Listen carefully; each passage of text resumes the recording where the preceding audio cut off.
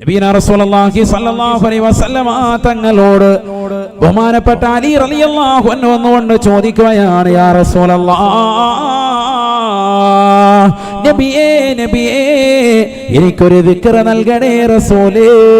അല്ലാഹുവുമായി ഏറ്റവും ബന്ധം സ്ഥാപിക്കാനാണ് ആദരവായ പ്രവാചകർ സല്ലല്ലാഹു അലൈഹി വസല്ലമ തങ്ങൾ തന്റെ പ്രിയപ്പെട്ട മരുമകനാകുന്ന ഫാത്തിമ ബീവി റളിയല്ലാഹു അൻഹ എന്ന കരളിന്റെ കഷ്ടമാകുന്ന പൊന്നുമോളെ വിവാഹം ചെയ്തതായ മരുമകനാകുന്ന അലി റളിയല്ലാഹു അൻഹുവിനോട് പറയുകയാ, ലാ ഇലാഹ ഇല്ലല്ലാഹ്, ലാ ഇലാഹ ഇല്ലല്ലാഹ്,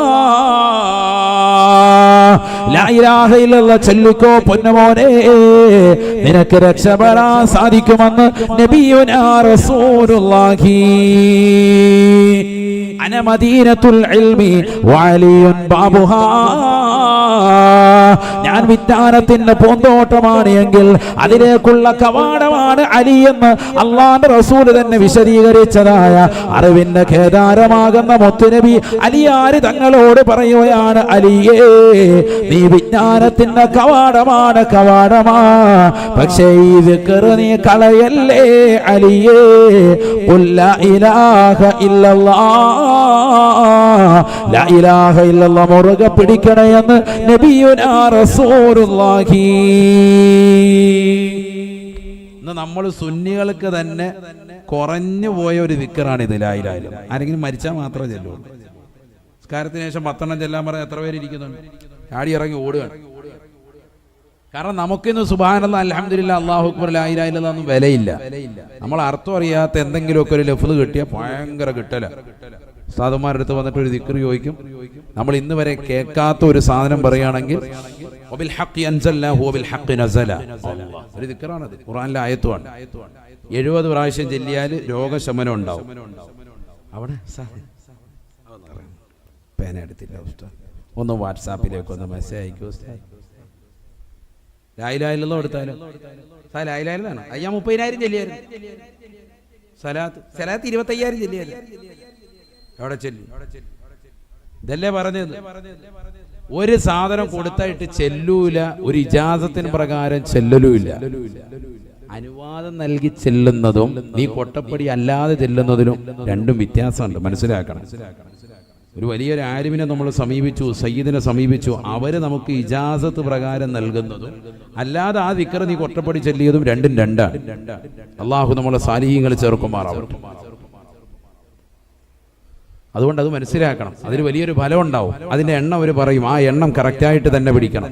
അങ്ങോട്ട് പറഞ്ഞാൽ ഉടനെ ഇങ്ങോട്ട് റദ്ദ് പറയുന്ന പെണ്ണുങ്ങൾ, അതുപോലെ തന്നെ പുരുഷന്മാരും എന്ത് ദിക്ർ കൊടുത്താലും പറയും, ആ ദിക്ർ ഞാൻ 10,000 ചെല്ലും. ഉസ്താദ് ചെല്ലാറുണ്ട്. കളി തമാശ പറഞ്ഞു, ഇത് തന്നെ കളി.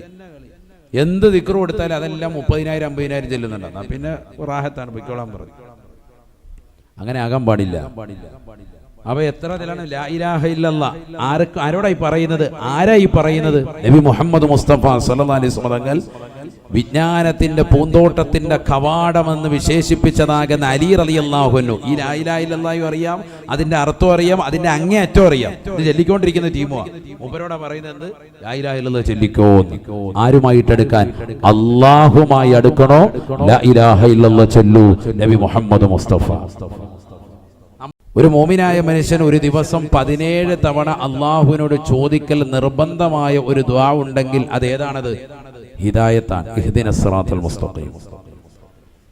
കാരണം ഫാത്തിഹ സൂറത്ത് ഒരു മോമിനെ സംബന്ധിച്ചിടത്തോളം ഒഴിവാക്കാൻ പറ്റൂല. പ്രത്യേകിച്ച് ഷാഫി മദ്ഹബിൽ ഇമാമു മോദനം, മഅ്മൂമു മോദനം. ഇമാമുമായി നേരത്തെ വന്ന് പിന്തുടർന്നവർക്കാണല്ലോ എന്ത് പറയാ? മഅ്മൂം. മറ്റേത് മസ്ബൂക്കാണ്, പിന്തുടർന്നവൻ. അവന് ഫാത്തിഹ ഇല്ല. അവൻ ഇമാമിനോടൊപ്പം വന്ന് നേരെ റുക്കൂയിൽ സുബ്ഹാന റബ്ബിയൽ അദീം ബിഹംദിഹി എന്ന അനക്കമടങ്ങി ഒരു പ്രാവശ്യമെങ്കിലും പറയാൻ എത്തിച്ചാൽ ആ റക്അത്ത് കിട്ടി. അവന് ഫാത്തിഹ ഓതാൻ പറ്റിയെന്നില്ല.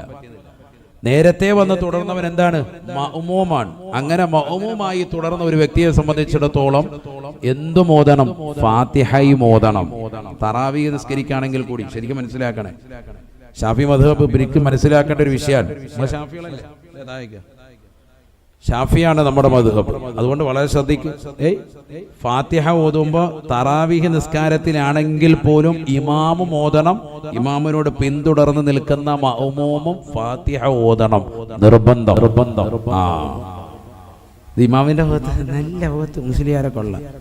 എന്നിട്ട് ഇവൻ റുക്കോയിലോട്ട് പോവാ, ഫാത്തിഹയും ഇല്ല, ഒന്നുമില്ല. ഇടയ്ക്കിടയ്ക്ക് തുപ്പാൻ എഴുന്നേറ്റ് പോകുന്നുണ്ട്, അത് മാത്രം മറക്കത്തില്ല. രണ്ടറക്കാത്ത് കഴിയുമ്പോൾ അത് മാത്രം കാര്യമായിട്ട് നടക്കുന്നുണ്ട്. ഫാത്തിഹ ഓതണം, ഇമ്മ കയ്യട്ടി അനങ്ങാതിരുന്നാ പോരാ. മല്ലം യഖ്റഅ ബിഫാത്തിഹത്തിൽ കിതാബി ലാ സ്വലാത ല, നബി മുഹമ്മദ് മുസ്തഫ.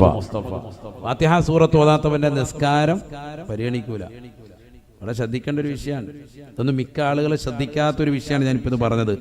ചെറിയ വിഷയമാണ്, പക്ഷെ ഗൗരവമുള്ള വിഷയമാണ്. നിസ്കാരം ഉണ്ടാവൂല, കാര്യമായിട്ട് അവിടെ വന്ന് തലയും കുത്തി മറിഞ്ഞായിട്ട് ഗണിക്കപ്പെടും. എന്തോതണം? ഫാത്തിഹ ഓതണം, വളരെ ശ്രദ്ധിക്കണം. ഞാൻ ഉസ്താദിന്റെ ഓത്ത് കേട്ടല്ലോ, പറ്റൂല. ഓത്ത് കേട്ടാ പോരാ, ഫാത്തിഹ അവിടെ നിന്ന് ഓതി തീർന്നാൽ ഉടനെ നീ എന്തോതണം? ഫാത്തിഹ സൂറത്ത് ഓതണം. അള്ളാഹു തൗഫീഖ് നൽകട്ടെ. നമ്മുടെ നമസ്കാരങ്ങൾക്കൊക്കെ കബൂലിയത്ത് അള്ളാഹു നൽകട്ടെ. അതാ ഞാൻ പറഞ്ഞത്, നമുക്കെല്ലാം അറിയാന്നുള്ളൊരു ധാരണയാണ്. ഒന്നും അറിയില്ല, ഇഷ്ടംപോലെ പഠിക്കാണ്ട്. ഇതിപ്പോ ഒരു ഭാഗമാണ് പറഞ്ഞത്, എത്രയോ വിഷയങ്ങൾ നമ്മൾ പഠിക്കാനുണ്ട്. നമ്മളൊരു ക്ലാസ്സും കേൾക്കുന്നില്ല.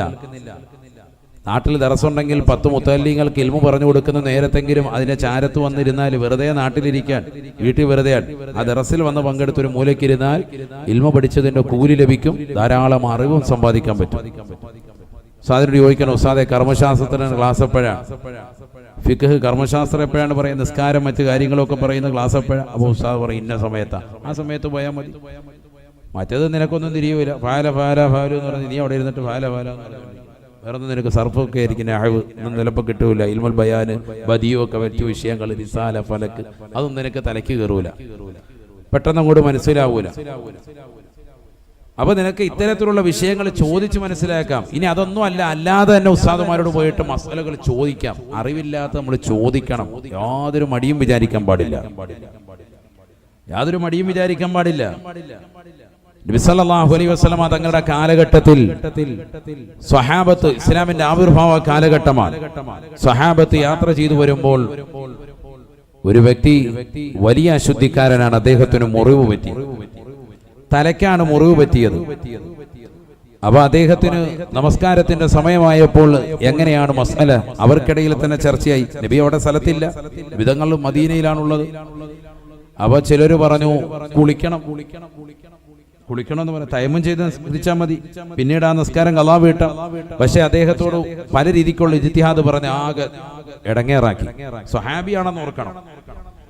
അദ്ദേഹം സ്വഹാബത്തിന്റെ ചിലരുടെ നിർബന്ധ നിമിത്തമായിട്ട് കുളിച്ചു. കുളിയിലൂടെ ഉണ്ടായിത്തീർന്ന രക്തം തലയ്ക്ക് പൊട്ടലാണ്. രക്തം നല്ലതുപോലെ വാർന്നു. ചുരുക്കി പറഞ്ഞാൽ അദ്ദേഹം മദീന എത്തുന്നതിന് മുമ്പ് വഫാത്തായി. ഇന്നാ ലില്ലാഹി വ ഇന്നാ ഇലൈഹി റാജിഊൻ.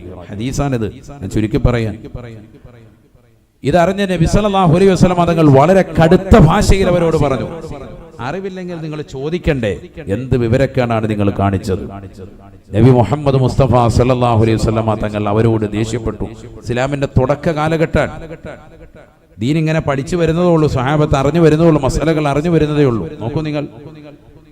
അപ്പോൾ ഒരാളുടെ മരണത്തിലേക്ക് പോലും എത്തിക്കാൻ കാരണമായി തീരുന്നു. നമ്മൾ സ്വന്തം ഇജ്തിഹാദ് ചെയ്യാണ്. ഇപ്പോഴും അങ്ങനെ മുജ്തഹിദീങ്ങളായി മാറുകയാണ് നമ്മൾ. അതങ്ങനെ ആയിക്കൂടെ? എന്തെങ്ങനെ എന്ത് വിഷയം വന്നാലും നമ്മൾ അങ്ങോട്ട് മറ്റുള്ള ഒരു രാജ്യത്തിലേക്ക്, അവിടെ സൗദിയിൽ അങ്ങനെയാണ്, അവിടെ ഇങ്ങനെയാണ്, ഇതാണെന്ന് പറഞ്ഞിട്ട് നമ്മൾ അതിനോട് ഖിയാസാക്കാണ്. ദീൻ പഠിക്കാനേ തയ്യാറാകുന്നില്ല. ഇല്ലെങ്കിൽ നമ്മുടെ സ്വന്തം ബുദ്ധിക്ക് കൊണ്ട് ഇജ്തിഹാദ് ചെയ്തിട്ട് നമ്മൾ കാര്യങ്ങൾ തീരുമാനിക്കുക. ഭർത്താവ് മരിച്ചതാകുന്ന ഭാര്യ 4 മാസവും 10 ദിവസവും ഇദ്ദയിരിക്കണം, നിർബന്ധം. ഖുർആൻ പറഞ്ഞതാ. നമ്മളാണെങ്കിലോ 40 ദിവസം കഴിയും, ടാറ്റ ബൈ ബൈ. എന്നെ ഉണ്ട് മുല്ലക്കൽ ചെറപ്പിനിരിക്കണം. അള്ളാഹു നമ്മളെ കാത്ത് സംരക്ഷിക്കും. ആണോ അല്ലേ? പിന്നെ ഉണ്ട് ഉമ്മായി നോക്കുമ്പോ അവിടെയാണ് ഉള്ളത്. സംഭവം എന്താ? 40 ദിവസം. 40 ദിവസം ആരാ പറഞ്ഞത്? അങ്ങനെ എവിടെയില്ല. والذين يتوفون منكم ويذرون أزواجا وصية لأزواجهم متاعا إلى الحول غير إخراج. പരിശുദ്ധമായ ഖുർആനിലൂടെ അല്ലാഹു സുബ്ഹാനഹു വ തആല ഓർമ്മപ്പെടുത്തുകയാണ്, ഭർത്താവ് മരിച്ചതാകുന്ന ഭാര്യമാർ തീർച്ചയായും അവർ തീർച്ചയായും അവർ ശ്രദ്ധിക്കണേ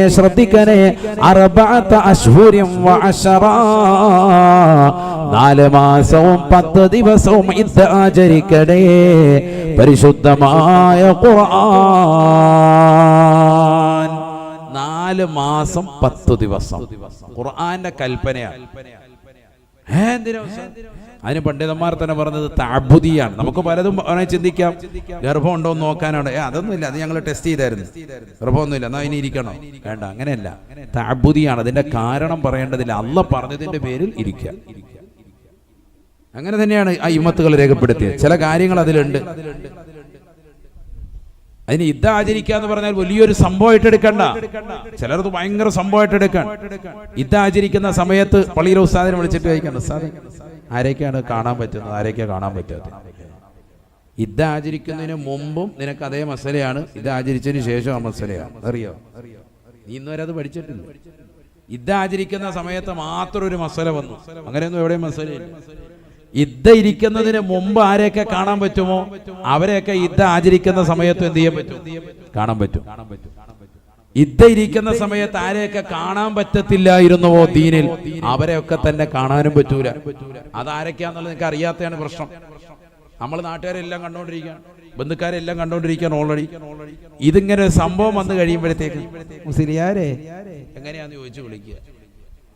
അതാണ് ഞാൻ പറഞ്ഞത്, ഈ വിഷയത്തിൽ ഒരു പെണ്ണിനെ സംബന്ധിച്ചിടത്തോളം നിർബന്ധമായും അറിഞ്ഞിരിക്കേണ്ട ഒരു മസല അറിയുന്നില്ല, പഠിക്കണം. അതാ ഞാൻ പറഞ്ഞത്, ഇൽമ എന്തൊക്കെ വിഷയങ്ങൾ വേണമെന്നുള്ളതാണ് ഈ സൂചന നൽകാൻ.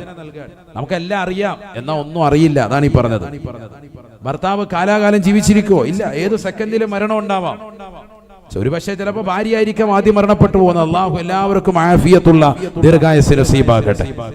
പെട്ടെന്ന് അങ്ങനെ ഭർത്താവ് പൊടുന്നേരെ മരണപ്പെട്ടു പോയി. ഭാര്യ, നീ അറിയണം ഇദ്ദ ആചരണം എങ്ങനെയാണ്.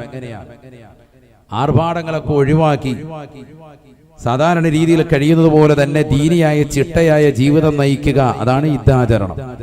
അല്ലാതെ ഏതെങ്കിലും റൂമിൽ കൊണ്ട് പൂട്ടിയിടലോ. ചിലർ അങ്ങനെ മനസ്സിലാക്കിയവരുണ്ട്. അങ്ങനൊന്നുമല്ല. അവർക്ക് അവരുടേതാകുന്ന വീടുകളിൽ തന്നെ റാഹത്തായ നിലയിൽ സാധാരണ കഴിയുന്നത് പോലെ തന്നെ കഴിയാം. അന്യ പുരുഷന്മാരിൽ നിന്ന് ഒഴിവായി പുരുഷന്മാരിൽ തന്നെ ആരെയാണോ ദീനിൽ കാണാൻ വേണ്ടി അള്ളാഹു അനുവദിച്ചിട്ടുള്ളത് അവരെ കാണുകയും ചെയ്യാം ആവശ്യത്തിന്. നിസ്കാരത്തിന് സമയമായാൽ ശുദ്ധിയുള്ള സമയത്താണെങ്കിൽ കറക്റ്റായി നിസ്കാരം നിർവഹിക്കാം. ആഭരണങ്ങളൊക്കെ ഒഴിവാക്കുക, അതാണല്ലോ ആർഭാടങ്ങൾ ഒഴിവാക്കുക എന്ന് പറഞ്ഞാൽ. ആഭരണങ്ങളൊക്കെ ഒഴിവാക്കി എപ്പോഴും ശുദ്ധിയോടുകൂടിയും വൃത്തിയോടുകൂടിയും കുളിച്ചും മറ്റു കാര്യങ്ങളൊക്കെ ചെയ്ത് വലിയ അത്തറും മറ്റു കാര്യങ്ങളൊന്നും പൂശാതെ തന്നെ ഒരു റൂമിൽ ഇബാദത്തിലായി കഴിഞ്ഞുകൂടുക. മരണത്തെ ചിന്തിക്കുക. എൻ്റെ ഭർത്താവ് മരണപ്പെട്ടു പോയി, അടുത്ത ഞാനും മരണപ്പെട്ടു പോകും. നല്ലൊരു മരണവും നല്ലൊരു ദിവസവും നല്ലൊരു സമയവും എനിക്ക് ലഭിക്കണം. എൻ്റെ ഭർത്താവ് മരണപ്പെട്ടു പോകുമ്പോൾ നാട്ടുകാരൊക്കെ വന്നു ചേർന്നു, ദുആ ചെയ്യുന്നു. ഉസ്താദുമാർ വന്നു, ഉലമാക്കൾ വന്നു, ഉമറാക്കൾ വന്നു. എല്ലാവരും നല്ലത് മാത്രമാണ് പറയുന്നത്. നാളെ ഞാനും മരണപ്പെട്ടു പോകുമ്പോൾ 10 പേര് നന്മ പറയണം എന്ന ചിന്ത അവിടെ ഉണ്ടാവണം. ആവശ്യമില്ലാത്ത കറക്കം, അതുവരെ ഉണ്ടായിരുന്നതാകുന്ന ചാട്ടം, പുറത്തോട്ടൊക്കെ മാസത്തിൽ പുറത്തിങ്ങനെ ഇറങ്ങായിരുന്നു, അതൊക്കെ ഒഴിവാക്കുക. 4 മാസവും 10 ദിവസവും പരിപൂർണമായി ശ്രദ്ധ ചെലുത്തുക ഒരു മോമിനത്തായ സ്ത്രീ ശ്രദ്ധിക്കേണ്ട കാര്യങ്ങളാണ്.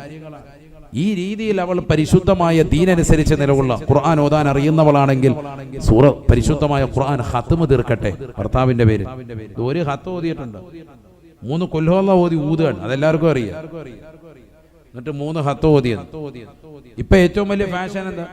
മരിച്ചു കഴിയുമ്പോഴത്തേക്ക് ഒരാഴ്ച കഴിയുമ്പോൾ തന്നെ, അല്ലെങ്കിൽ 2 ആഴ്ച കഴിഞ്ഞ് 40 ആകുമ്പോൾ ദ്വാരക്കാൻ പറയുമ്പോൾ തന്നെ 50 ഖത്ത് ഓതി എന്ന് പറയും. ആരാ ഓതിയെന്ന് ചോദിച്ചാൽ ഓതിയവന് അറിവില്ല, ചുമ്മാ അങ്ങ് പറഞ്ഞേക്കാൻ ക്രെഡിറ്റ് കിട്ടാൻ വേണ്ടി. ഞാൻ ഒരു ഹത്തോ പച്ചക്കള്ളം പറയരുത്, പ്രത്യേകിച്ച് ദീനിന്റെ വിഷയത്തിൽ. 3 കുൽഹുവല്ല ഊതിയിട്ട് ഞാൻ ഓതിയെന്ന് പറയുന്ന പരിപാടി ഖത്മിൽ നടക്കത്തില്ല. ഖുർആൻ ഖത്മ് തീർത്തെന്ന് പറഞ്ഞാൽ മിൻ അവ്വലിഹി ഇലാ ആഖിരിഹി, ഫാത്തിഹ മുതൽ സൂറത്തുൻ നാസ് വരെ ഓതണം. അത് നല്ല വൃത്തിയായിട്ട് ഓതണം. അങ്ങനെ ഓതിയതിന് ശേഷം അതിന്റെ തത്തുല്യമായ പ്രതിഫലം ഇന്ന ആളിലേക്ക് ഹദിയ ചെയ്യണം, എങ്കിലേ നിനക്ക് അയാൾക്ക് വേണ്ടി ഓതിയെന്ന് പറയാൻ പറ്റുള്ളൂ. ഇത് ഒരു ഖത്ത് ഓതി വെച്ചിരിക്കുകയാണ്, എന്നിട്ട് അതിന്റെ മിസ്ല സവാബ് സഹമാര് ദ്വാരക്കുന്നുണ്ട്. പിന്നെ അതുപോലെ പിടിപ്പിക്കുകയാണ്. എളാമ മരിച്ചപ്പോഴത്തേക്കും, കൊച്ചുമ്മ മരിക്കുമ്പോഴും നമ്മുടെ വക, മൂത്താപ്പ മരിക്കുമ്പോഴും നമ്മുടെ വക. ആകെ ഒരു ഖത്വ ജീവിതത്തിൽ ഓതിയത്. എല്ലാവർക്കും ഇതിന്റെ തത്തുല്യമായ പ്രതിഫലം കൊടുക്കുക. എപ്പോഴും ഇവങ്ങടെ അത് പറ്റൂല. അതാണ്, അതൊക്കെ ഉഡായിപ്പ് പരിപാടികളാണ്. അവരവർക്ക് സെപ്പറേറ്റ് ആയിട്ട് തന്നെ ഓതാൻ പറ്റുമെങ്കിൽ അങ്ങനെ തന്നെ ഓതണം. അള്ളാഹു തൗഫീഖ് നൽകട്ടെ. ഇങ്ങനെ പറഞ്ഞാൽ കൂലി കിട്ടൂലേ? കൂലിയൊക്കെ കിട്ടും, പക്ഷെ നീ ചെയ്യുന്നത് നീചവൃത്തിയാണ്. എങ്ങനെ? ആ കുടുംബത്തെ തെറ്റിദ്ധരിപ്പിക്കാൻ. അവർ മനസ്സിലാക്കി നീ ഒരു ഖത്തമ് തന്നെ ഇവർക്ക് കൊടുത്തെന്നാണ്. സംഭവം ജീവിതത്തിൽ ഓതി വെച്ച ഒറ്റ ഖത്തമാണ്, എന്നിട്ട് അത് നാട്ടുകാർക്ക് മുഴുവൻ വിതരണം ചെയ്തുകൊണ്ടിരിക്കുക.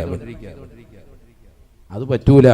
വളരെ ശ്രദ്ധിക്കണം സഹോദരിമാർ, ശ്രദ്ധിക്കുക. ആ ഇരിക്കുന്ന സമയത്ത് സൂറത്തുൽ ഇഖ്ലാസ് 1,00,000 ഓതി തീർക്കാം. അള്ളാഹു തൗഫീഖ് നൽകട്ടെ. 2 രീതിയിലുള്ള മോചനമുണ്ട്. ഒന്ന് നരകീയ മോചനമുണ്ട്, മറ്റൊന്ന് ഖബർ ശിക്ഷയിൽ നിന്ന് മോചനമുണ്ട്. 2 രീതിയിലുള്ളത്. ഒന്ന് വലിയ മോചനം, മറ്റൊന്ന് ചെറിയ മോചനം. പണ്ഡിതന്മാർ പഠിപ്പിക്കാൻ ഈ 2 മോചനവും കിട്ടാൻ സാധ്യമാണ്. ഒന്ന്, നരകത്തിൽ നിന്നുള്ള മോചനം ലഭിക്കാൻ 70,000 തഹ്ലീൽ ചൊല്ലി മരണപ്പെട്ടവർക്ക് വേണ്ടി ഹദിയ ചെയ്യണം. ഇമാമികൾ രേഖപ്പെടുന്നത് അതാണ്. നമ്മൾ സാധാരണ മരിച്ചതിന് ശേഷം തഹ്ലീൽ ചൊല്ലുന്നു. മനസ്സിലായിക്കോ? അതിനൊക്കെ അടിസ്ഥാനമുണ്ട്. ഇന്നൽ മൗതാ യുഫ്തനൂന ഫീ ഖുബൂരിഹിം 7 അയ്യാം. മരണപ്പെട്ടതിന് ശേഷം മുഅ്മിനായ മനുഷ്യനാണോ, അവന്റെ ഖബറിൽ 7 ദിവസം വരെ ചോദ്യമുണ്ടാകുമെന്ന് നബിയുനാ റസൂലുള്ളാഹി. ആണ് 7ന്റെ അന്ന് വരെ. ഫകാനൂ, സഹാബത്തായിരുന്നു ആ ദിവസം വരെ അയ്യുതൈമുൻഹും തിൽക്കൽ അയ്യാം. ആ 7 ദിവസം വരെ ആളുകൾക്ക് ഭക്ഷണ വിതരണം നടത്തിയിരുന്നു. സഹാബത്തിന്റെ പ്രവർത്തനം അതായിരുന്നു എന്ന് ബഹുമാനപ്പെട്ട ഇമാം താഊസ് റളിയല്ലാഹു അൻഹു, താബിഈകളിൽ പ്രമുഖനായ വ്യക്തിയാണ് സയ്യിദുനാ താഊസ് റളിയല്ലാഹു അൻഹു. സഹാബത്തിന്റെ പ്രവർത്തനം കണ്ട് പരിചയിച്ച വ്യക്തി. സഹാബത്ത് കഴിഞ്ഞാൽ പിന്നീട് ശ്രേഷ്ഠതയുള്ള വിഭാഗമാണല്ലോ ആര്? താബിഈങ്ങൾ. അവരിൽ പ്രമുഖനായ താഊസ് റളിയല്ലാഹു അൻഹു പറയുന്നു, ഫകാനു യുസ്തഹബ്ബൂന അൻ യുത്ഇമ അൻഹും തിൽക്കൽ അയ്യാം. മരണപ്പെട്ടു പോയവർക്ക് വേണ്ടി 7 ദിവസം വരെ ഭക്ഷണം വിതരണം നടത്തിയിരുന്നു. കുടുംബക്കാര് മറ്റുള്ളവരെ സൽക്കരിക്കുക. എങ്ങനെ? ഇതിന്റെ നിയ്യത്ത് വെക്കണം. ഇത് പൊറോട്ടയും കോഴിയും ചിക്കനും ഒക്കെ അടിച്ചിട്ട് റാഹത്തായിട്ട് ആളും കാരണം ആ പരിപാടിയല്ല. ഇത് ദുആ ചെയ്യിപ്പിക്കുകയാണ്. ആർക്ക് വേണ്ടി? ഇതിന്റെ കൂലി എൻ്റെ വാപ്പാക്ക് കൊടുക്കണം, ഇതിന്റെ കൂലി എൻ്റെ ഉമ്മാക്ക് കിട്ടണം എന്ന നിയ്യത്തിൽ. അത് തന്നെയാണ് നമ്മുടെ ലക്ഷ്യം. അങ്ങനെ കരുതിക്കൊണ്ട് മറ്റുള്ളവർക്ക് ഭക്ഷണം നൽകുക. അത് ആരുടെ ശൈലിയിൽപ്പെട്ടതായിരുന്നു? സ്വഹാബത്തിന്റെ ശൈലിയിൽപ്പെട്ടതാണ്. കാരണം അള്ളാഹുവിന് ഏറ്റവും ഇഷ്ടമുള്ള പ്രവർത്തനമാണ് എന്ത്? ഭക്ഷണം കൊടുക്കുക എന്നുള്ളത്. അപ്പോൾ മരണപ്പെട്ട് 7 ദിവസം വരെ അങ്ങനെ കൊടുക്കുന്നവരുണ്ട്, അങ്ങനെ ചെയ്യുന്നവരുണ്ട്. 3 നടത്തുന്നതിന് 7 നടത്തുന്നതിനേക്കുള്ള തെളിവാണ് ഇപ്പൊ ഈ പറഞ്ഞത്. മനസ്സിലായിക്കോണം. അള്ളാഹു തൗഫീഖ് നൽകട്ടെ. ഭക്ഷണ വിതരണം. അപ്പൊ ഇതൊക്കെ ഇവിടെ നടക്കുമ്പോഴും ഭാര്യ അകത്ത് ഇരിക്കുന്നവളാണ്. അവൾ ഇതിലൊന്നും ഭാഗവാക്കാകണ്ട. അതൊക്കെ സഹോദരങ്ങളും മക്കളും ഒക്കെ ആയിട്ട് അതങ്ങ് ചെയ്തോളും. ആൺമക്കൾ വീട്ടിലുണ്ടല്ലോ, അവരാ കാര്യം നടത്തും. ഉമ്മ വീട്ടിലിരുന്നിട്ട് സൂറത്തുൽ ഇഖ്ലാസ് അങ്ങനെ ഓതിൻ, തഹ്ലീൽ ചൊല്ലി, ലാ ഇലാഹ ഇല്ലല്ലാഹ് അങ്ങനെ ചൊല്ലി 70,000 തഹ്ലീൽ ചൊല്ലി മരണപ്പെട്ടവർക്ക് വേണ്ടി ഹദിയ ചെയ്താൽ തീർച്ചയായും നരകത്തിൽ നിന്നുള്ള മോചനപത്രം അവർക്ക് ലഭിക്കും. അള്ളാഹു തൗഫീഖ് നൽകട്ടെ. അതാണ് നമ്മൾ 70,000 ദിക്ർ ചെല്ലുന്നത്. 3 അല്ലെങ്കിൽ 7 ചൊല്ലി തീർക്കുന്നതിന്റെ കാരണം അതാണ്. യഥാർത്ഥത്തിൽ ഇത് സ്വന്തമായി ചൊല്ലി നമ്മൾ ഓരോരുത്തരും വെച്ചിരിക്കണം. ഈ ഇരിക്കുന്ന ഓരോരുത്തരും, ഞാൻ എനിക്ക് വേണ്ടി, നിങ്ങൾ ഓരോരുത്തരും നിങ്ങൾക്ക് വേണ്ടി ചൊല്ലി തീർക്കണം. അതിലാണ് ഫലം. നാളെ ആഖിറത്തിന് വേണ്ടി എന്ത് സമ്പാദിച്ചു എന്ന് ചോദിച്ചാൽ എന്താ ഉള്ളത്? ഒന്നുമില്ല, വിരല് കടിക്കും. ഒന്നുമില്ല. ഒരു ഖത്മ് പോലും വൃത്തിയായിട്ടില്ല, കറക്റ്റായിട്ട് ഓതിയിട്ടില്ല. 2 റക്അത്ത് നിസ്കാരം പോലും നമുക്ക് ഇതുകൊണ്ട് ഞാൻ രക്ഷപ്പെടുമെന്ന് പറയാൻ നമ്മുടെ കയ്യിലില്ല, ഇതുവരെ ഇല്ല. ഇനിയെങ്കിലും അത് റെഡിയാക്കി എടുക്കണം. അള്ളാഹു തൗഫീഖ് നൽകട്ടെ. 70,000 തഹ്ലീൽ. ലാ ഇലാഹ ഇല്ലല്ലാഹു ലാ ഇലാഹ ഇല്ലല്ലാഹ്. അങ്ങനെ നല്ല വൃത്തിയായിട്ട് എഴുതണം. ലാ ഇലാഹ, ലാ കഴിഞ്ഞിട്ട് യാ അല്ല, ലാ ഇലാഹ. ഇതൊക്കെ പറയുന്നതിനാണെന്നറിയോ ഇത്രയും പരസ്യമായി പറയുന്നത്? നമ്മൾ ചെല്ലുന്ന ദിക്റുകൾ അത് സ്വീകരിക്കപ്പെടാനാണ്.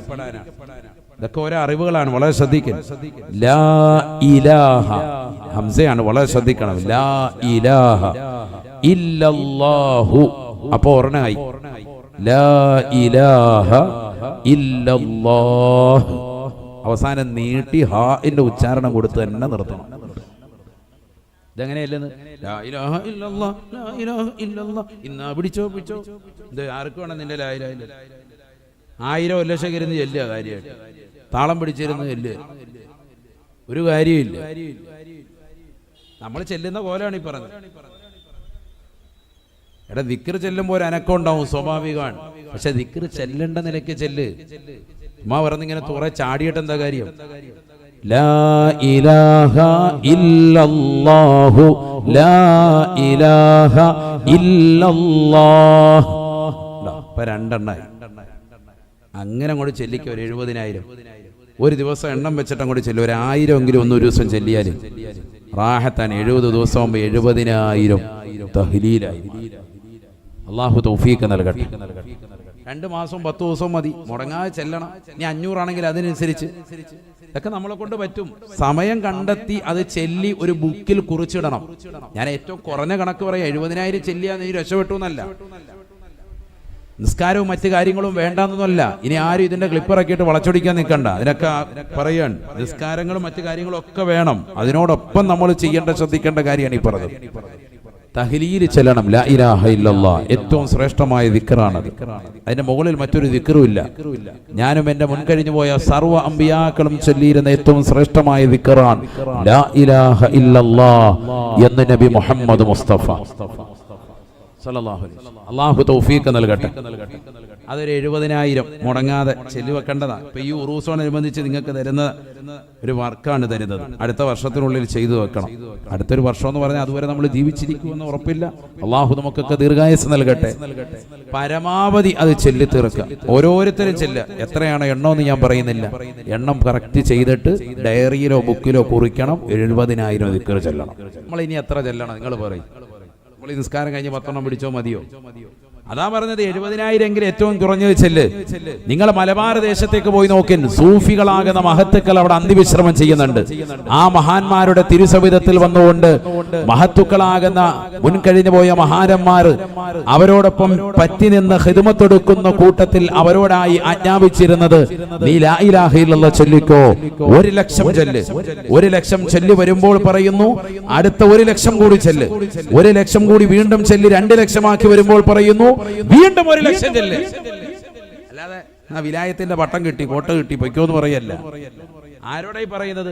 നമസ്കാരങ്ങൾ ചിട്ടവെച്ച, നോമ്പുകൾ കൃത്യത വെച്ച, സകാത്തുകൾ കൊടുത്തു വീട്ടിയ, പരിശുദ്ധ മക്കത്തുൽ മുക്കറമയിൽ പോയി ഹജ്ജ് നിർവഹിച്ച, മദീനയിലെ മണവാളനെ പരിപൂർണമായി പുൽകിയ, സലാത്തുകൾ കൊണ്ട് ജീവിതം മുഖരിതമാക്കിയ, നമസ്കാരങ്ങളും മറ്റിത്യാദ കർമ്മങ്ങളും ഖുസൂസിയത്തായി പ്രത്യേകമായി വിറുതുകളും ഔറാദുകളും ഒക്കെ കൃത്യമായി കൊണ്ടു നടക്കുന്ന മഹാരഥന്മാരാകുന്ന സൂഫിയാക്കളാകുന്ന മഹത്തുക്കളോട് 20, 25, 30, 40 വർഷം അവർക്ക് ഖിദ്മത്തെടുത്തു കൂടിയിട്ട് അവസാനമായി വീണ്ടും പറയുന്നു, വിലായത്തിന്റെ സമുന്നതമാകുന്ന പദവി നിനക്ക് കിട്ടണമെങ്കിൽ ലാ ഇലാഹ ഇല്ലല്ലാഹ് ചൊല്ലിയിട്ട് വാ.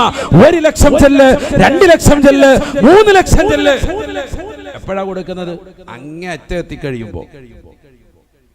നമ്മൾ എങ്ങും എത്തിയിട്ടില്ല. നിസ്കാരം കഴിഞ്ഞ് 10 ചെല്ലാൻ പറഞ്ഞിട്ട് ചാടി എഴുന്നേറ്റ് പോകുന്ന നമ്മൾ അതിന് തെളിവും ചോദിച്ച് റോഡിൽ പോയി ഇരിക്കുക. തൗഹീദിന്റെ ഏറ്റവും വലിയ കലിമത്താ ലാ ഇലാഹ ഇല്ലല്ലാഹ്. അതിനെന്തിനാ ഇനി കൂടുതൽ തെളിവ് വയ്ക്കുന്നത്? അത് ചെല്ലണ്ടേ? നമ്മൾ ഈ ഉമ്മത്ത് ചെല്ലുന്നില്ല. അള്ളാഹു നമ്മളെ കാത്തു സംരക്ഷിക്കുമാറാവട്ടെ. മരിക്കുമ്പോൾ വാപ്പ മരിച്ചു കിടക്കുമ്പോൾ മാത്രം ചെല്ലാനുള്ളതല്ല. അപ്പോഴും നമുക്ക് സമയമില്ല. നമ്മൾ സെൽഫി എടുത്തുകൊണ്ടിരിക്കുകയാണ്. ആ സമയത്ത് നമ്മളിത് ദ്വാരക്കാൻ വന്നതാകുന്ന സാദാത്യങ്ങൾ ഉസ്താദുമാരും ഒരു സെൽഫി എടുത്തോട്ടെ എന്ന് ചോദിച്ചുകൊണ്ടിരിക്കുക. നമ്മളിതിനില്ല. അള്ളാഹു നമ്മളെ കാത്തു സംരക്ഷിക്കട്ടെ. നമ്മുടെ സ്വഭാവം അങ്ങനെയായി പോയി. അല്ലാഹുവേ ഞങ്ങളെ നീ കാത്തു സംരക്ഷിക്കണേ അല്ലാ, നീ കാത്തു സംരക്ഷിക്കണേ അല്ലാ. നരകത്തിൽ നിന്ന് മോചനപത്രം നമുക്ക് രേഖപ്പെടുത്തണമെങ്കിൽ 70,000 തഹ്ലീൽ ചൊല്ലണം. ലാ ഇലാഹ ഇല്ലല്ലാഹ് എന്ന ദിക്ർ ചൊല്ലണം. ചൊല്ലിയിട്ട് മരണപ്പെട്ടവർക്ക് അതിന്റെ തത്തുല്യമായ പ്രതിഫലം ഹദിയ ചെയ്യണം. ഇൻഷാ അല്ലാഹ് നരകീയ മോചനം അല്ലാഹു രേഖപ്പെടുത്തുമേ. തീർന്നില്ല. രണ്ടാമത്തെ മോചനം പണ്ഡിതന്മാർ രേഖപ്പെടുത്തുന്നു, ഖബർ ശിക്ഷയിൽ നിന്നുള്ള മോചനമാണ്. ഖബർ ഒരു വല്ലാത്ത ഭയാനകമാകുന്ന രോഗമാണ്. ഖബറെന്നു കേട്ടാൽ തൽക്ഷണം നേട്ടേണ്ടതാ, കണ്ടാലുടൻ വാ വിട്ടു നീ കരയേണ്ടതാ. മേടയ്ക്ക് പകരം മാളമാ സുബ്ഹാന റബ്ബി അതിൽ കിടക്കേണ്ടതാണ് സമാന. ആ ഖബർ ജീവിതത്തിൽ നിന്ന് നിനക്ക് സുഖം ലഭിക്കണോ? 1,00,000 സൂറത്തുൽ ഇഖ്ലാസ് ഓതണേ.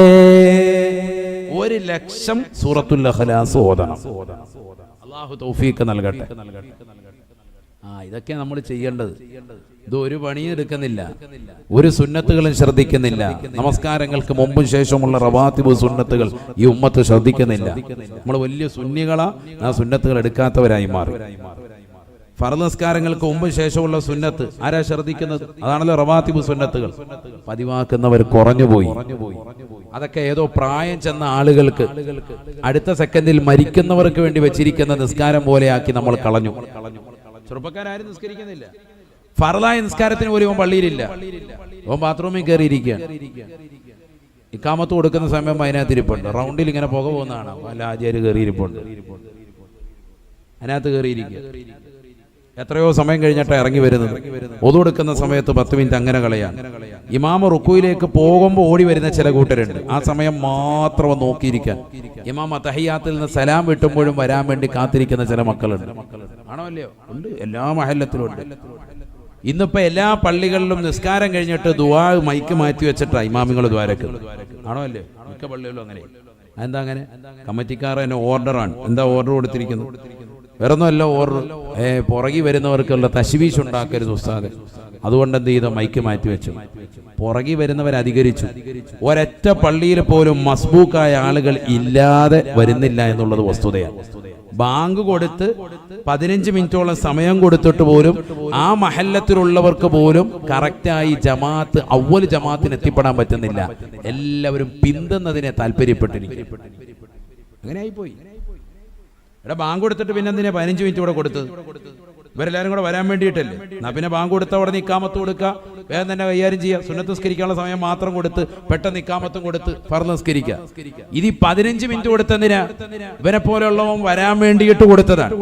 എന്നാലോ ഇക്കാമത്ത് കൊടുക്കാൻ വേണ്ടി കാത്തിരിക്കുക. മൂപ്പര് അതുവരെ ഇങ്ങനെ റാഹത്തായിട്ടിരിക്കുക. അള്ളാഹു നമ്മളെ കാത്തു സംരക്ഷിക്കട്ടെ. ഇഖാമത്ത് കൊടുക്കണം.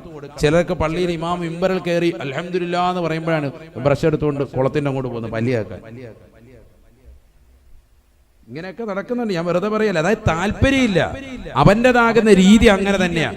സുബഹിക്ക് 1/2 മണിക്കൂർ കൊടുക്കുന്നുണ്ട് അല്ലേ? എല്ലായിടത്തും അങ്ങനെ തന്നെയല്ലേ? ബാങ്ക് കൊടുത്തിട്ട് ഇവിടെ 15 മിനിറ്റ്. അതിന്റെ ആവശ്യമില്ല. ഞാൻ പറഞ്ഞത് എന്തിനാണ് കൊടുക്കുന്നതെന്ന് ചോദിക്കുന്നത്. കൊടുത്തിട്ടും ഇത്തരത്തിൽ വൈകുന്നെങ്കിൽ പിന്നെ എന്തിനു കൊടുക്കുന്നു? അതാണ് എന്റെ ചോദ്യം. മസ്ബൂക്കായ ആളുകൾ അധികരിക്കണം. എല്ലായിടത്തും തന്നെ കളി. അപ്പൊ നബിയുടെ കാലത്ത് വൈകിയില്ലേ? ഉടനെ അങ്ങോട്ട് ചോദിക്കുക. നന്നാവാനല്ല എപ്പോഴും ശ്രമിക്കുന്നത്. അന്നും വൈകുന്ന ആളുകൾ ഉണ്ടായിരുന്നില്ലേ? അന്ന് ഇങ്ങനെ സ്ഥിരമായി വൈകലില്ല. സ്ഥിരമായി വൈകുന്നവൻ ഇല്ല. അവൻ കാപട്യത്തിന്റെ അഹ്ലുകാരായിട്ടാണ് ഞങ്ങൾ കണക്കാക്കിയിരുന്നത് എന്ന് സ്വഹാബത്ത് രേഖപ്പെടുത്താം. സ്ഥിരമായി ഒരുത്തം വൈകി വന്നാൽ അല്ലെങ്കിൽ ജമാഅത്തിന് തൊട്ട് പിന്തി അങ്ങനെ നിൽക്കുന്നത് കണ്ടാൽ ഞങ്ങൾ തന്നെ കണക്കാക്കും അവൻ ആരാൻ? മുനാഫിഖാൻ. കാരണം ബാങ്ക് വിളിച്ചിട്ട് അതിന് കൃത്യമായി ഉത്തരം കൊടുക്കാതെ വീടിന്റെ അകത്തളത്തിലിരുന്ന് അവന്റെ ഇഷ്ടം തോന്നുമ്പോൾ അവന്റെ ജോലികളൊക്കെ തീർത്തിട്ട് അവസാനം ഇഖാമത്തിന് കൊടുക്കുന്ന സമയത്ത് മാത്രം പള്ളിയിലേക്ക് കയറാൻ വരുന്നവൻ അവൻ ആരാൻ? സ്ഥിരമായി ചെയ്യുന്നവനാണെങ്കിൽ അവൻ മുനാഫിഖാൻ, കപട വിശ്വാസിയാണ്, വിശ്വാസത്തിൽ കലർപ്പുള്ളവനാണ്. നമ്മൾ അങ്ങനെ ഉണ്ടോ എന്ന് ചിന്തിക്കും. ഉണ്ടെങ്കിൽ മാറ്റണം. അതിനാണ് ഈ പറഞ്ഞത്. 15 മിനിറ്റ് സമയം തരാണ്. നമുക്കെല്ലാവർക്കും അറിയാം ബാങ്ക് വിളിക്കുന്നത് എത്ര മണിക്കാൻ, സുബഹി എത്ര മണിക്കാൻ അറിയില്ല ഉസ്താദെ. റമളാനിലും മഗ്‌രിബിന്റെ സമയം അറിയായിരുന്നു. പിന്നെ എന്താ? ഫുഡ് കഴിക്കേണ്ടതുകൊണ്ട്. മറ്റേതൊന്നും നമുക്ക് ബാധകമല്ല. അപ്പൊ നിനക്ക് പഠിക്കാൻ ആവശ്യമുള്ളത് നീ പഠിച്ചു വെക്കും. റമളാനിലെ മഗ്‌രിബിന്റെ ബാങ്ക് 6:53 ഇപ്പോഴും ചിലർ കണക്ക് പറയുന്നുണ്ട്. സംഭവ സമയം അവിടെ നിന്നൊക്കെ പോന്നിട്ടുണ്ട്. ഇപ്പോഴും ബാങ്ക് എത്ര മണിക്കാണ്? 6:53 54 എന്നാ പറയും. കാരണം എന്താ? റമളാനിലെ ടൈം പഠിച്ചു വെച്ചിരിക്കാൻ. ഫുഡ് ഉള്ളത് കൊണ്ട് കറക്റ്റ് അത് പഠിച്ചു വെച്ചു. ഇതേപോലെ മറ്റു വക്കത്ത് എന്താ പഠിച്ചു വെക്കാത്തത്? നമ്മൾ മക്കത്തും മദീനത്തും ഉംറ നിർവഹിക്കാൻ പോകുമ്പോൾ സമയം ആദ്യം നോക്കി വെക്കും. കാരണം എന്തുകൊണ്ട്? ജമാഅത്ത് ശ്രദ്ധിക്കേണ്ട അഹ്ലുകാർ അതൊന്ന് പ്രത്യേകമായി ഗൗനിക്കും. അപ്പൊ നിനക്ക് ഗൗനിക്കാൻ അറിയാം. നാട്ടിൽ എന്തുകൊണ്ട് ഈ ഗൗനിക്കൽ വരുന്നില്ല? സുബഹിയുടെ ബാങ്ക് എത്ര മണിക്കാ ബാങ്ക് എന്ന് ചോദിച്ചാൽ എത്ര പേർക്ക് പറയാൻ സാധിക്കും? പറയണ്ട, മനസ്സിൽ വെച്ചാൽ മതി. എത്ര പേർക്ക് പറയാൻ സാധിക്കും? മഗ്‌രിബിന്റെ ബാങ്ക് എത്ര മണിക്കാൻ? സ്ത്രീകളോടും ചോദിക്കാൻ എത്ര മണിക്കാൻ? നമ്മൾ ആരും ഇതൊന്നും ശ്രദ്ധിക്കുന്നില്ല. ബാങ്ക് വിളിച്ചോ? ഇല്ല, അറിയില്ല, കേട്ടില്ല, ഇതൊക്കെയാണ് പറയുന്നത്. ഏകദേശം ഒരു ധാരണയാണ് 3:30ക്കും 4 മണിക്കും ഇടയിലാവാം. കൃത്യമായ ഒരു സമയം നമുക്ക് ശ്രദ്ധയില്ല. ഇത് വസ്തുതയാണ്. ഞാൻ പറഞ്ഞ ഈ വിഷയമൊന്നും നമുക്ക് യാതൊരുവിധ ശ്രദ്ധയുമില്ല എങ്കിൽ പിന്നെ എങ്ങനെ നമ്മുടെ ആഖിറം ലക്ഷ്യമാകും? മക്കളെ എന്ത് വിഷയത്തിലും കുറ്റം കണ്ടുകൊണ്ടിരിക്കുന്ന ആളുകളുണ്ട്. ആ ബക്കറ്റ് ഒന്നും കൊണ്ടുവന്നില്ല, ബാങ്ക് ഞാൻ നിർത്തുക കേട്ടോ. 9:15 നമുക്ക് 9:30 ആകുമ്പോഴാണ് നിർത്തേണ്ടത്. 15 മിനിറ്റോളം. അള്ളാഹു നമ്മളെ സാലിഹ്യങ്ങൾ ചേർക്കട്ടെ. കരുനാഗപ്പള്ളിയിൽ നിന്ന് വന്ന സലീമീങ്ങളുണ്ട് ഇഷ്ടം പോലെ. ഇവിടെ ഒരു സലീമുണ്ട്, അവിടെ ഒരു സലീം, അവിടെ ഒരു സലീം, അവിടെ ഒരു സലീം. 4 സലീമാണ് വന്നിരിക്കുന്നത് കരുനാഗപ്പള്ളി. പിന്നെ എൻ്റെ കൂട്ടത്തിൽ നിന്ന് ആലപ്പുഴയിൽ നിന്ന് വന്നിരിക്കുന്ന സലീം, നമ്മളെ പഴയ സലീം. നൈസ് നാസറും ഉണ്ട്, കണ്ടില്ലേ? അള്ളാഹു ബർക്കത്ത് ചെയ്യട്ടെ.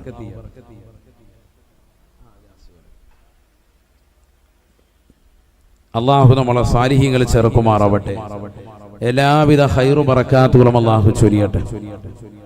ആ ബക്കറ്റ് എല്ലാവരും ഒന്ന് കാര്യക്ഷമമാക്കി. വേറൊരു വിരിവുമില്ലല്ലോ, എന്തായാലും കൊടുക്കുന്നത് റാഹത്തായിക്കോട്ടെ. അള്ളാഹു ബർക്കത്ത് ചെയ്യട്ടെ. അള്ളാഹു നമുക്ക് നാഫിയ ഇൽമ പ്രയോജനപ്രദമാകുന്ന അറിവ് അള്ളാഹു നമുക്ക് നൽകി അനുഗ്രഹിക്കട്ടെ. ഈ കൂട്ടായ്മ അള്ളാഹു കബൂലാക്കട്ടെ. ബിലാൽ അൽ അസ്വരി അടക്കമുള്ള ഉസ്താദുമാരി മജ്ലിസിലുണ്ട്. അള്ളാഹു ബർക്കത്ത് ചെയ്യട്ടെ. ഏവം കൊടുക്കുക. അള്ളാഹു ബർക്കത്ത് ചെയ്യട്ടെ. പറഞ്ഞപ്പോ അവനൊന്ന് വിറച്ചെന്ന് തോന്നി.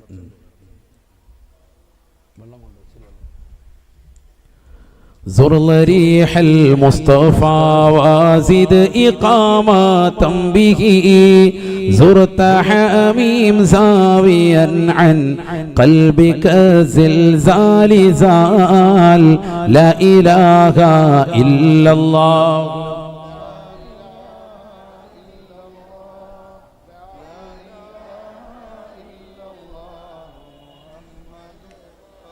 رب رب ربه لم يعرفا ولم يروب ربيبه لكن أضل القوم بالآراء راء لا إله إلا الله